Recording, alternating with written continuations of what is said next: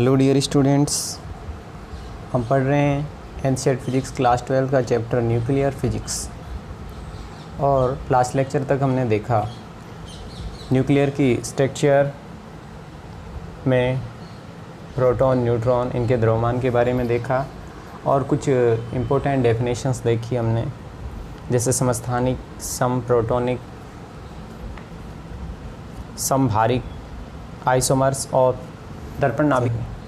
जो न्यूट्रॉन की खोज जेम्स चैडविक के द्वारा मानी जाती है। और जेम्स चैडविक ने क्या किया है कि जो 4b9 था, इसका एक समस्थानिक था 4b9, इसने अल्फ़ा कणों पर क्या की, बौछार की। और जब बौछार की तो इसने क्या देखा कि कुछ विकिरणें उत्सर्जित हो रही थी। और जब इन विकिरणों को इसने हीलियम और कार्बन, नाइट्रोजन जैसे हल्के नाभिकों से टक्कर करवाई तो इसने क्या देखा कि प्रोटॉन उत्सर्जित हो रहे थे, यानी कि धनावेशित एक कण उत्सर्जित हो रहा था, प्रोटॉन। तो पहले ये माना गया कि ये फोटोन है या फिर धनावेशित कण है, तो इसे अल्फ़ा माना गया।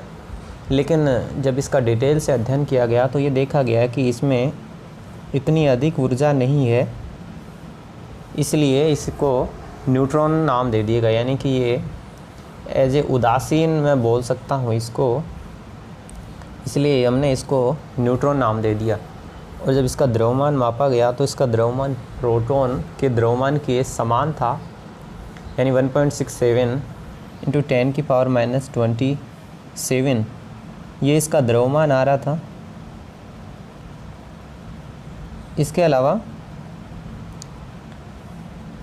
अगर इसका AMU में मैं बात करूं तो इसका द्रव्यमान हो जाएगा 1.0086 U। ये AMU इसकी यूनिट है। हम लास्ट लेक्चर में बात कर चुके हैं परमाणु द्रव्यमान मात्रक के बारे में कि जो कार्बन 12 का परमाणु द्रव्यमान होता है उसका 1/12वां भाग होता है 1 AMU, या फिर इसे हम शॉर्टकट में बोल देते हैं 1U। तो देखिए ये रिएक्शन के रूप में आप ध्यान रख सकते हैं कि जो 4b9 है और उसको मैंने अल्फ़ा कण के साथ रिएक्शन करवाई है, तो एक तो मेरे पास कार्बन का समस्थानिक बन रहा है और एक न्यूट्रॉन मेरे पास मुक्त हो रहा है। और ये रिएक्शन इसी चैप्टर में हम आगे भी देखेंगे। तो देखिए यहाँ से फिर न्यूट्रॉन के बारे में ये कहा गया कि न्यूट्रॉन आवेश रहित है, और जो आवेश रहित है तो ये गैसों का क्या कर सकता है, आयनीकरण कर सकता है। और इसका जो हाफ लाइफ होती है वो 17 मिनट होती है, और इसकी जो चक्रण क्वांटम संख्या है वो 1/2 होती है। इतना आप एग्ज़ाम के लिए से ध्यान रख सकते हैं छोटे क्वेश्चन में। देखिए नेक्स्ट हम देखते हैं नाभिकीय बल के बारे में, जिस पे हमारा पूरा चैप्टर डिपेंड है कि न्यूक्लियर फोर्स। तो देखिए जो न्यूक्लियर फोर्स मेनली नेचर में 4 प्रकार के फोर्स होते हैं, उनमें से ये एक फोर्स है कि नाभिकीय बल होता है, वो एक स्ट्रॉन्गेस्ट फोर्स है, लेकिन इसकी जो लिमिट होती है वो बहुत कम होती है। यानी कि जो परमाणु की रेंज होती है 10⁻⁻15 उस रेंज में होता है। यानी कि मैं कह सकता हूँ कि जो नाभिकीय बल है वो सबसे प्रबल बल है, लेकिन जो इसकी रेंज होती है, रेंज इसकी क्या होती है, बहुत कम होती है। यानी कि 10⁻⁻15 मीटर इसकी परास होती है। और इसके बारे में आप ये ध्यान रख सकते हैं कि यह आवेश पर निर्भर नहीं करता। तो फिर ये किस पर निर्भर करता है कि जो नाभिकीय बल है, यानी कि नाभिक में क्या क्या होते हैं, प्रोटॉन होता है, न्यूट्रॉन होता है। तो जो प्रोटॉन और न्यूट्रॉन या फिर प्रोटॉन न्यूट्रॉन के बीच में एक समान नाभिकीय बल क्या करता है, कार्य करता है। और जो नाभिक में 2 प्रकार के कण होते हैं, प्रोटॉन और न्यूट्रॉन, इनको मैं एक सम्मिलित रूप से न्यूक्लियन बोल देता हूँ। तो जो नाभिकीय बल है, आपसे 1 नंबर का क्वेश्चन पूछा जा सकता है कि नाभिकीय बल है न्यूक्लियनों के चक्रण पर निर्भर करता है। और जो नाभिकीय बल की परास में न्यूक्लियनों की संख्या होती है, यानी न्यूक्लियनों की संख्या मैं बोलता हूँ, प्रोटॉन और जो न्यूट्रॉन की संख्या होती है वो क्या होती है, फिक्स होती है। और इसको हम क्या कहते हैं, नाभिकीय बलों की संतृप्तता। ये एक छोटा क्वेश्चन बन जाता है, नाभिकीय बलों की संतृप्तता क्या होती है। नेक्स्ट देखिए इसमें कि जो दो न्यूक्लियन होते हैं उनके बीच में जो दूरी होती है वो बहुत अल्प होती है, फर्मियोन में होती है 0.8 फर्मियोन। तो इस दूरी पर जो नाभिकीय बल होता है मेरा क्या होता है, प्रबलतम होता है। इससे कम दूरी पर नाभिकीय बल कैसा होता है, प्रतिकर्षण का होता है, और इससे अधिक दूरी पर ये क्या होता है, आकर्षण का बल होता है। तो इस बल के लिए मैं स्थित ऊर्जा का ग्राफ खींच सकता हूँ, यानी कि स्थित ऊर्जा इन न्यूक्लियनों के लिए एक युग्म के रूप में कार्य करेगी। और इसकी देखो प्रकृति कैसी होती है। सबसे पहले तो यहाँ देखिए कि आपको एक ग्राफ दिख रहा है यहाँ, कि ये मेरी पोटेंशियल एनर्जी है वाई एक्सिस पे और एक्स एक्सिस पे मेरी दूरी है।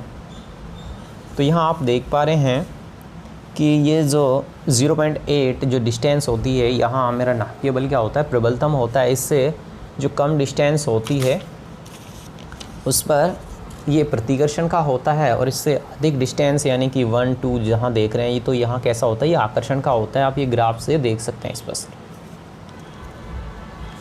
तो ये भी एक इम्पोर्टेंट ग्राफ होता है।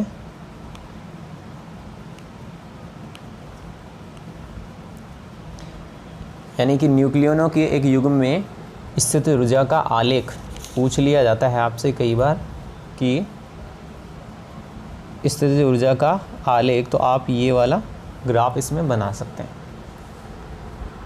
और यहाँ से ये स्पष्ट हो जाता है कि जो प्रत्येक नाभिक की जो बंधन ऊर्जा होती है वो धनात्मक होती है, यानी कि जो नाभिक को विखंडित करने के लिए हमें क्या होती है, ऊर्जा की आवश्यकता होती है, नाभिक को हमें ऊर्जा देनी पड़ती है। या फिर मैं ये बोल सकता हूँ कि जो नाभिकीय बल की ये जो आकर्षण की जो प्रवृत्ति होती है यहाँ दिख रही है आपको ग्राफ में, उसको ये दर्शाता है। तो नेक्स्ट देखिए,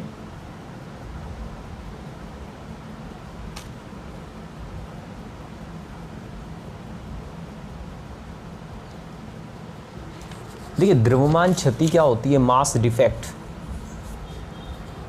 कि जो नाभिक होता है, नाभिक में प्रोटॉन और न्यूट्रॉन होते हैं जिनको हम सम्मिलित रूप से क्या कहते हैं, न्यूक्लियन कहते हैं। जो न्यूक्लियनों का कुल द्रव्यमान होता है और जो नाभिक का वास्तविक द्रव्यमान होता है, क्योंकि हम जानते हैं कि जो नाभिक में प्रोटॉन न्यूट्रॉन होते हैं और नाभिक में ही परमाणु का जो संपूर्ण द्रव्यमान होता है क्या होता है, केंद्रित होता है। तो यानी कि नाभिक में जो न्यूक्लियन क्या रहते हैं, देखो आपस में बंधित रहते हैं, और नाभिक में जो न्यूक्लियन हैं इनको लंबी दूरियों से यदि मैं इनको अलग करना चाहूँ तो मेरे को क्या करनी पड़ेगी, नाभिक को ऊर्जा देनी पड़ेगी। यानी कि नाभिक को जो दी गई आवश्यक ऊर्जा होती है वो क्या कहलाती है, बंधन ऊर्जा कहलाती है। तो इस तरह से यदि कि मैं प्रारंभ में कोई न्यूक्लियन है उनको मैं एक दूसरे के निकट लाऊंगा तो इसमें क्या होगी, हमारे पास ऊर्जा मुक्त होगी। यानी कि नाभिक को मैं इस प्रकार से तोड़िया निर्माण नहीं कर सकता, इसके लिए मेरे को न्यूक्लियनों का कुल द्रव्यमान और इसका जो वास्तविक द्रव्यमान है इन दोनों का मैं अंतर लेता हूं तो मेरे पास क्या आ जाती है, द्रव्यमान क्षति आ जाती है। यानी किसी नाभिक में जो प्रोटॉन और न्यूट्रॉन की संख्या यदि मैं मान लूं कि ये मेरे पास है जो नाभिक में प्रोटॉन न्यूट्रॉनों की संख्या को मैं मान रहा हूँ क्रमशः Z और N से, और इनके द्रव्यमान को मैं मान लूँ, क्योंकि देखिए जो नाभिक में प्रोटॉन की संख्या होती है उसको हम इसके परमाणु क्रमांक से भी व्यक्त कर देते हैं, इसलिए मैंने यहाँ Z से व्यक्त किया है। तो इसके द्रव्यमान को मैं MP और Mn से व्यक्त कर देता हूँ।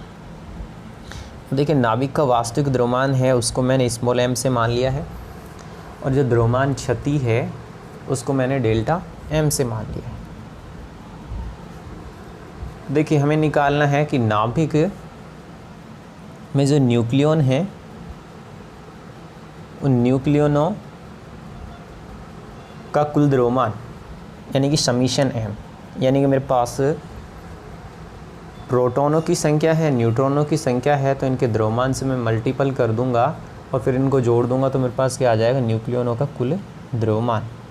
और इसमें से मैं नाभिक के वास्तविक द्रव्यमान को घटा दूंगा तो मेरे पास आसानी से आ जाएगी द्रव्यमान क्षति। तो ये इंपॉर्टेंट रिलेशन आ जाता है delta m equal to summation m minus m। इससे रिलेटेड आपसे न्यूमेरिकल्स पूछे जाते हैं। तो नेक्स्ट देखिए, इसमें मैं एक एग्जांपल ले लेता हूँ।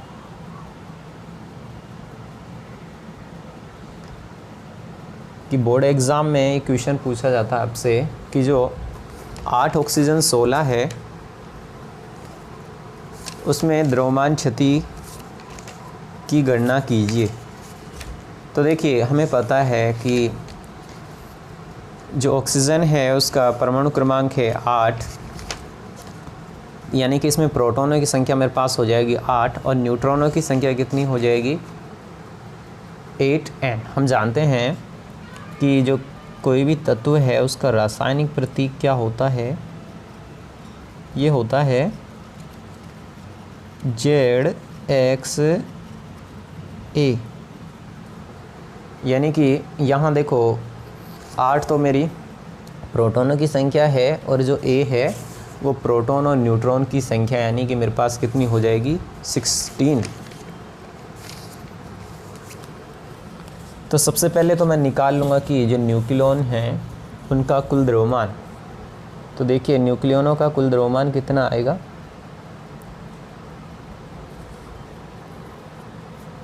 कि अब देखो ये आपको दो चीज़ें आपको ये याद होनी चाहिए, प्रोटॉन का द्रव्यमान AMU में और न्यूट्रॉन का द्रव्यमान AMU में।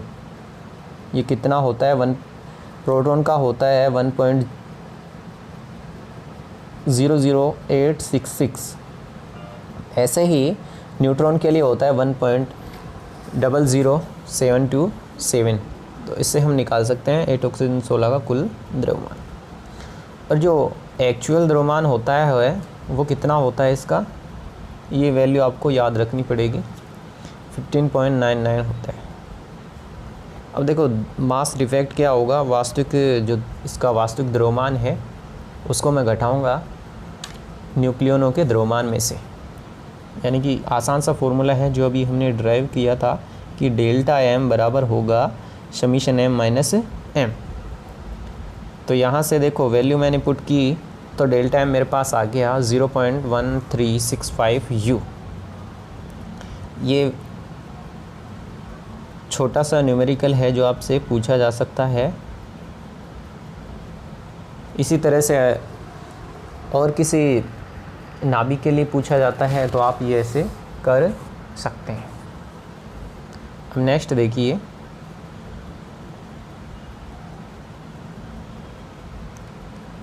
देखिए कई बार ऐसा क्वेश्चन पूछ लिया जाता है कि जो 1 AMU के लिए द्रव्यमान क्षति के कारण उत्पन्न ऊर्जा क्या होगी, या फिर 1 MU के लिए जो तुल्य ऊर्जा है उसकी गणना कीजिए। तो देखिए जो आइंस्टीन के अनुसार जो ऊर्जा हमारे पास क्या आती है, E=mc²,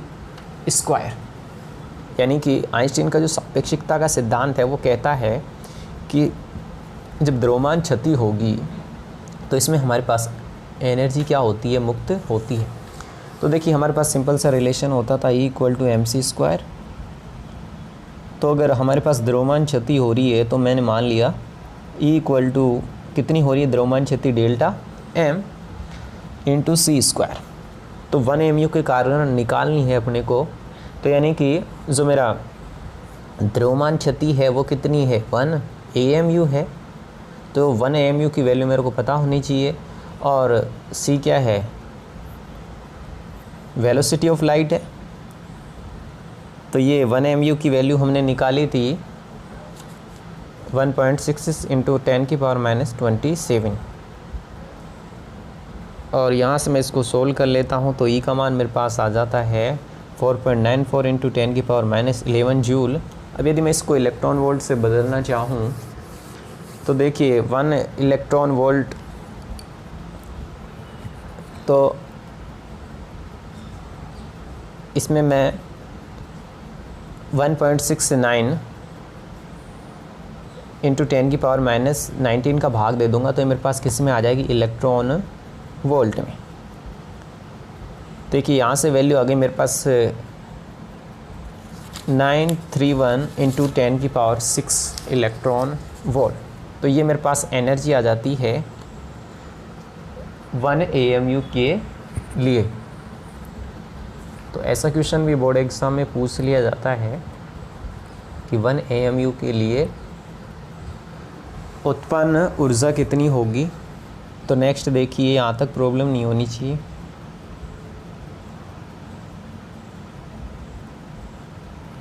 आगे हम देखते हैं कि बंधन ऊर्जा क्या होती है, कि बाइंडिंग एनर्जी क्या होती है। कि देखिए हमें पता है कि नाभिक में जो न्यूक्लियन क्या होते हैं, परस्पर बंधित होते हैं। तो नाभिक से इन न्यूक्लियनों को हम पृथक करें तो इसके लिए नाभिक को हमें ऊर्जा देनी पड़ेगी, यानी कि नाभिक में जो न्यूक्लियनों का निर्माण है, वे न्यूक्लियस मिलकर नाभिक का निर्माण करते हैं। तो इस प्रक्रिया में हम ऊर्जा देते हैं, यानी कि जो प्रक्रिया में ऊर्जा मुक्त होती है वो क्या कहलाती है, बंधन ऊर्जा कहलाती है। या फिर मैं बोल सकता हूँ किसी नाभिक से न्यूक्लियनों को मुक्त करने के लिए आवश्यक ऊर्जा होती है वो क्या कहलाती है, बंधन ऊर्जा कहलाती है। अब देखिए ये भी आपसे क्वेश्चन पूछा हुआ है कि जो 8 ऑक्सीजन 16 है उसका यदि निर्माण होगा तो उसमें द्रव्यमान क्षति कितनी होगी। तो देखिए डेल्टा एम का मान तो अभी हमने ज्ञात किया था, यानी कि अगर आपसे ऐसा क्वेश्चन पूछा जाता है कि 8 ऑक्सीजन 16 नाभिक के निर्माण में द्रव्यमान क्षति की गणना कीजिए, तो सबसे पहले तो आपको द्रव्यमान क्षति निकालनी पड़ेगी 8 ऑक्सीजन 16 के लिए। वही कि इसमें 8 प्रोटॉन है, 8 न्यूट्रॉन हैं, न्यूक्लियनों की संख्या 16 है। वैसे ही mass of proton, mass of neutron, इनकी AMU में वैल्यू रख के और हम डेल्टा एम की गणना कर लेंगे तो द्रव्यमान क्षति आ जाएगी। तो उसके बाद देखिए हमने अभी मान निकाला कि जो 1 AMU जो द्रव्यमान होता है उसमें ऊर्जा कितनी मुक्त होती है, 931 मेगा इलेक्ट्रॉन वोल्ट होती है। तो यदि मेरा द्रव्यमान क्षति 0.13651 है तो कितनी बंधन ऊर्जा हो जाएगी, तो इनको मल्टीपल कर लेते हैं तो मेरे पास आ जाती है ये डेल्टा EB, यानी कि जो बंधन ऊर्जा है इसको मैं EB से व्यक्त कर रहा हूँ, तो ये आ जाएगी 127 मेगा इलेक्ट्रॉन वोल्ट। तो आज इतना ही देखते हैं, नेक्स्ट देखेंगे हम प्रति न्यूक्लियन बंधन ऊर्जा के बारे में। तो पेशेंस से सुनने के लिए धन्यवाद।